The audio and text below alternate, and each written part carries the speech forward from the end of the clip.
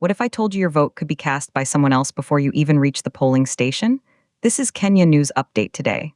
Coming up, you'll discover how one man's social media post exposed what could be the biggest election fraud scheme in East Africa, and why this affects every citizen's right to choose. Meet Robert Kyagulanyi Sentamu, opposition leader, musician turned politician, widely known as Bobi Wine. On December 26, 2025, he dropped a bombshell that shook Uganda's political landscape. But here's the twist. He didn't need spies or secret documents. All he needed was a smartphone.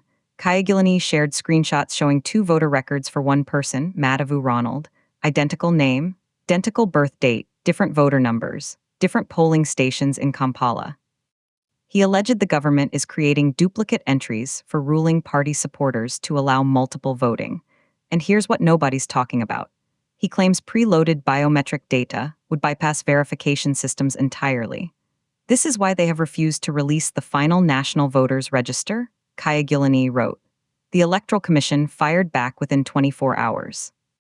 Justice Simon Bayabikama, the commission chairman, said a review determined these were two different individuals distinguishable by their photographs. The commission declined to release those photos, citing privacy laws. The claims suggesting otherwise are false and misleading. But here's the part that will blow your mind. The commission also denied withholding the register. Officials said soft copies were provided to presidential candidates back in September 2025. Hard copies will come just 2 weeks before the January 15, 2026 vote. That's 14 days to analyze millions of records. Meanwhile, tensions are escalating. Opposition figures report a wave of candidate disqualifications based on technicalities. Activist Eva N. Nyanzi calls it pre-election rigging. And then, something shocking happened. The Uganda People's Defense Forces issued a warning. They won't tolerate opposition calls for supporters to protect their votes by confronting security personnel. This isn't new. Similar fraud claims surfaced during the 2021 elections, marked by protests and international criticism. But here's what makes 2026 different: the evidence is digital.